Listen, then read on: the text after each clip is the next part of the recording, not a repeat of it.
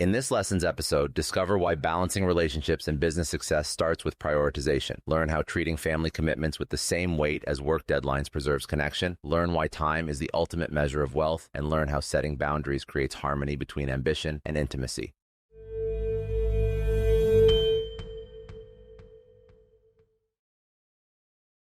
I always laugh when people say they can't balance a relationship with their business when you have somebody who built one of the biggest companies in the world, who did it just fine and who's still happily married and speaks about the importance of his wife and his relationship and his success. So that's one strategy.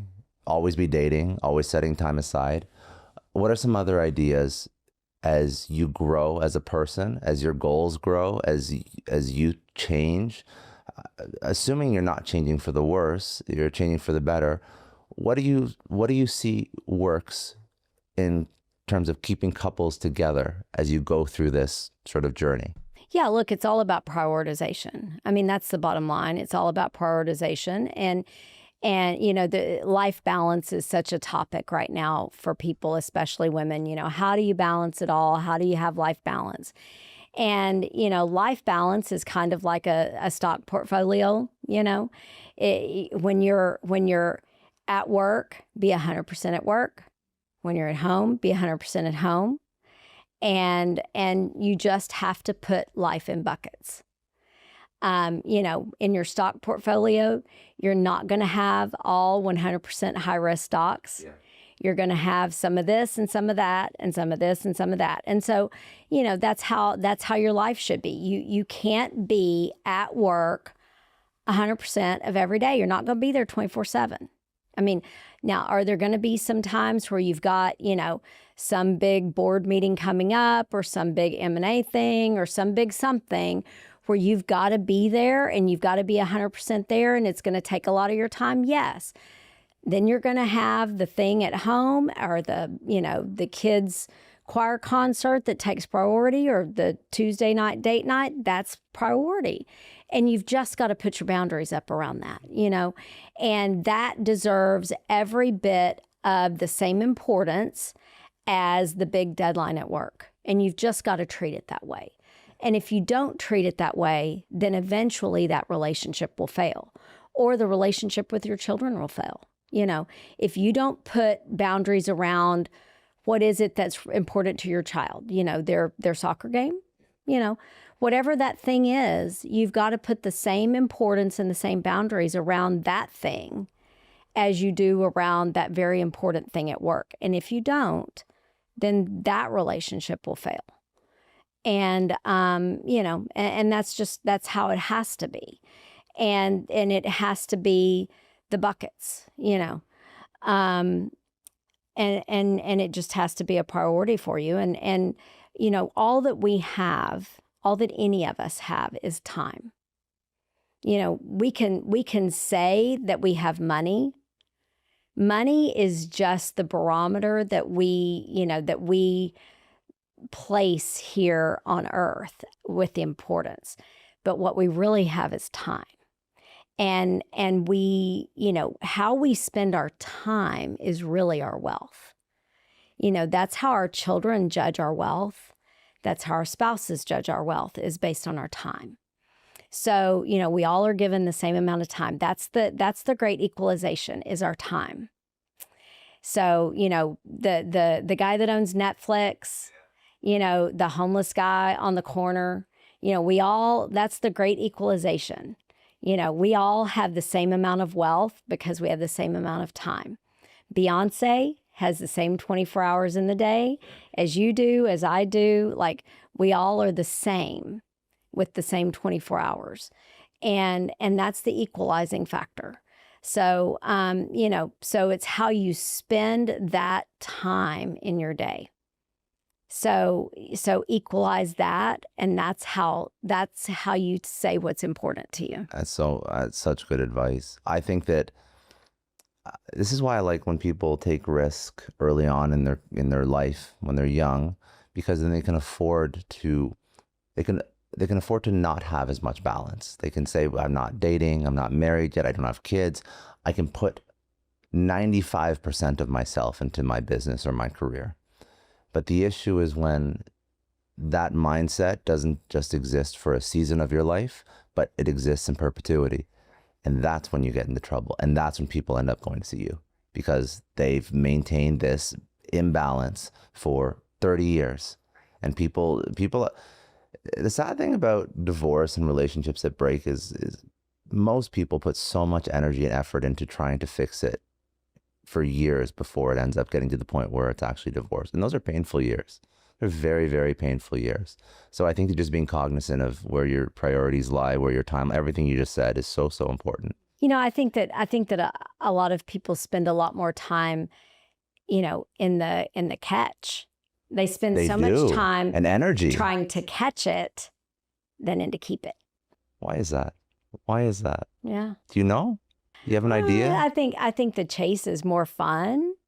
Once you've got it, you know, it's not as much fun to try to keep it. That's when it's the most important. And that is when it's more important, but it's also not as much of a challenge or as much fun. But and I think that's also maybe societal, you know, maybe we don't place as much importance or, you know, as much prioritization on the keeping. I think we should. I think that, you know, maybe there's a little bit of moral and ethical decay in society. I mean, you see it. You see the numbers and the data. I don't think it's healthy. Yeah. And I think that outside, you know, you can make an argument about why people get married or don't get married. But I think that by people not getting married and by not having families, I don't think that people are more fulfilled being single. I think that there's a lot of anxiety and depression about dating, about finances, about cost of living, about what is my life going to look like. So I don't, you know, people push back against religion and people are more secular and people sort of, in some, you know, parts of the world, they push back against the, sort of the nuclear family. But I don't see the mental health of people that push back against that being any better at all. Well, about a year ago, the Surgeon General came out with a study that said that that post-pandemic, that we are the loneliest in America that we have ever been. That's sad. Mm-hmm. Post-pandemic, like coming out, like we are not in the pandemic anymore. Now we're lonelier, and we are lonelier than we have ever been. And we can go out and socialize and, you know, be in restaurants and everything still, but we are lonelier than we've ever been. And because we are missing connection even after we can go out and reconnect with each other. And to me, that study that came out really kind of emphasized that point, that somehow we are missing something about how to actually connect with each other. And that says so much just about friendships, about marriages, about, you know, like we said, businesses or relationships. I mean, just about how to just connect. I want to ask a couple more questions about entrepreneurship, money, relationships, because I think you have a front row view to a lot of this because you work in all these, you're like the perfect blend of person that deals with all this stuff at the same time. So I'm curious if you see, and the entrepreneurs you work with, are they more successful when they're with a spouse or a partner, or are they more successful when they're single? Do you find there's any trend between those two? I think it just depends on the quality of the relationship. You know, if you're in a relationship that is bringing you down, then I don't think that suits your success in the business world.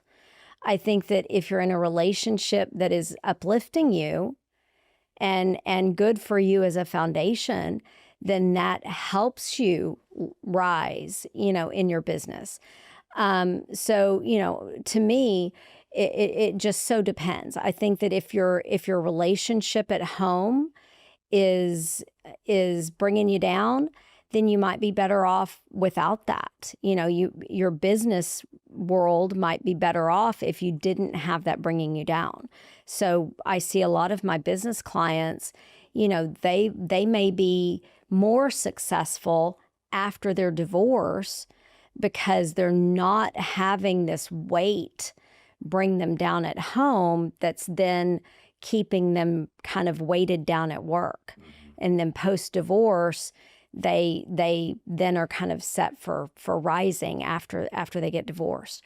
You know, and then I have other of my business clients, after they get divorced, they may have, you know, a new marriage that is very good for them and sets them up to rise. I have one client in mind who got remarried after his divorce, and the new marriage just got wind in his sail, and he's just risen incredibly in his new marriage and has been very successful in his business after his new marriage. Thanks for tuning in. If you found this valuable, don't forget to hit that subscribe button so you never miss an episode. And if you want to dive deeper into this conversation, check out the links in the description to watch the full episode. See you in the next one.